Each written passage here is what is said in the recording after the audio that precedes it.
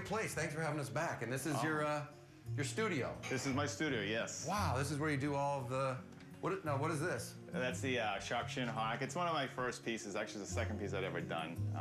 Like I said, I'm a little embarrassed by it because I do much more detailed and lifelike work now. But you know, that was my humble beginnings. What is this? That was one of my first pieces too. I did that back in 2003. That was from our Christmas tree. This is your Christmas tree? This is our Christmas tree. Yeah. Explain to me that. Well, it was like I said, I wanted to see what I could carve and how I could carve, so I told my fiance that I'm gonna dry this out for 6 months and I'm gonna see what I can carve from it. So decided to do like a little bit of a totem pole with the Christmas tree. So this was sitting in the water like this? Yeah, that's exactly how that was sitting. And you just cut off all the branches and said, hey, I can carve that. Yeah, because pine wood is an early, easy wood to carve, so... Because it's softer. It's softer, yeah. That's pretty cool. Can we come in and see how you do a little bit? Can you oh, yeah, show us how you do some of your stuff? Well, if I were working on this little chickadee here, he's pretty much been roughed out. What do you call this thing here? Called the burning pen. Might have this running a little hot, but... So you can vary the detail by the temperature? Yeah, because if it burns too much, it's really hard to get the paint, because you don't want to go heavy with the paint.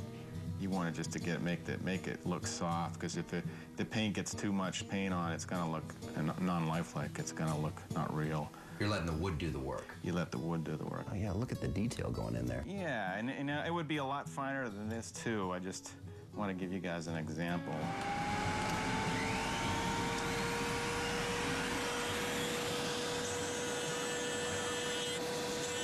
You've been doing it how long? I started in 2005, and I did my first competition in 2006 at the World Championships. So right away, immediately you were like, wow, you know what? I think I can compete. I competed at the novice level, which is the entry level, and I got a second and third place. And then the next year I did an intermediate, and that's when I got the blue ribbon.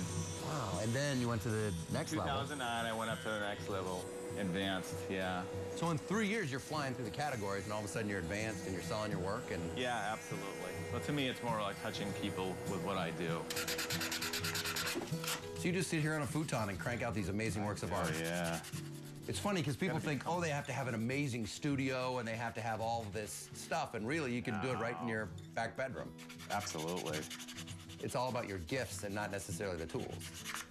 Yeah, I guess you could look at it that way. So is it weird to be sitting around with all this talent your whole life and discovering it? Well, how old were you when you discovered it? I was 37, and I'm 44 now, so I'm just glad I found out about it when I can still do it and enjoy it, you know, and pass that on to others as well. I worked in hotels for my whole career. What would you do at the hotel? I was a room service manager at the Mount Washington Hotel and Resort. Oh, that's a beautiful hotel. Oh, that's not just any hotel. Yeah. Wow. Like I said, this is how I make my living, and so it works out perfectly. I grab my cup of coffee in the morning and have my little bird feeders outside and get to look at them, and then it inspires me to get in the shop here and just recreate what I see. Everyone has a specific species that they love and enjoy, so I try to do it justice and bring it to life. Everyone's like, how can you part with the pieces after you make them? But that's the gift that my gift is that I get the high off of making it and the enjoyment, and that's my passion. And to let go of it, that's not the hard part, you know? So just to be able to do it is it's great. It's exciting to me, so. How many hours do you have on one of these birds? The peregrine falcon she's at least 1,000 hours into that one, yeah. It's a 40-inch wingspan, and the wings alone take a long time to do. Have you shown this work to your family? What does your family think of it? Oh, they just love it. They're in shock, too. Mom and Dad? Yeah, absolutely. Well, my dad passed away, but my mom's still living, and they're very proud of me. Did your dad ever get to see your work? He did. He was actually legally blind, but he did get to, you know, feel, I guess, my work and stuff like that, and it was explained to him. But he got to feel your work described? So he was blind all his life, or? Yeah, he's legally blind. He had a very little vision, but not a lot. But yeah, that's how he would see, was through his other senses, through feel and touch. So yeah. So this was actually a really cool thing for him to feel. I bet he loved it. Absolutely, yeah. Love being out in the field. That's what inspires me. That's what makes me, you know, when I see something in nature that I want to reproduce, I'm like, okay, you know, this is what I want to do. So you're out there and all of a sudden you see like a hawk with a snake in its claws, and you realize, hey, I want to do something like that. Absolutely, yeah, absolutely. I just had a gentleman commission a piece like that from Canada. It was a American kestrel with a garter snake, so he was fascinated by it, and he wanted it taken off with it, because that's something that he had seen and wanted me to redo. And so you want to do your your study, your research on the chickadee and do its measurements and, you know. So you actually look up how far apart the eyes are and where they're looking? Yeah, you have to, because if you don't do that, it could look all out of proportion, not lifelike. Googly-eyed. Yeah, because the face is the part of the bird that's living, and if the eyes aren't a whack, it's gonna show up. Out here, is there more of your work? Yeah, this is more work. This is one of the finished pieces. This is a life-size peregrine falcon. Now, why do we have it butt facing us or butt facing the? Well, it gives you a good idea to see the fine detail I was just doing. I mean, you can see all the feathers and the barbs that are burned in there. This is the finished product right here, and you can see how I was talking about the painting, how the different colorations and the softness, light to dark, all come together. So not only do you have to be a sculptor, but a painter.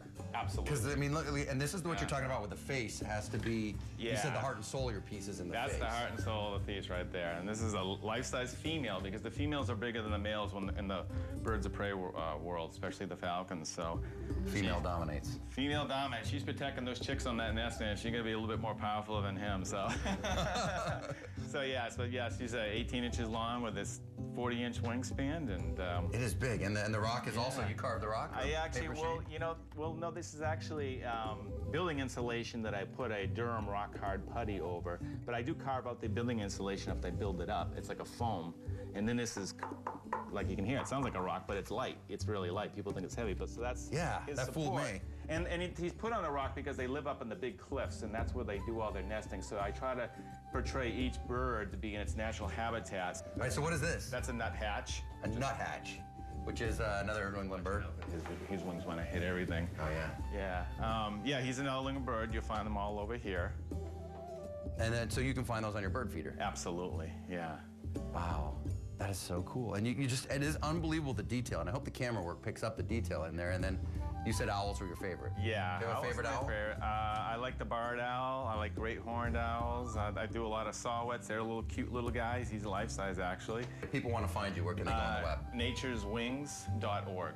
natureswings.org, all one word. All one word, natureswings.org. All right. Well, Tim, thank you very much for stopping by. That's much, incredible. Paul. Unbelievable. Appreciate it, yeah. Wow. All right, we're going to head back out on the road and see if we can find ourselves another roadside story.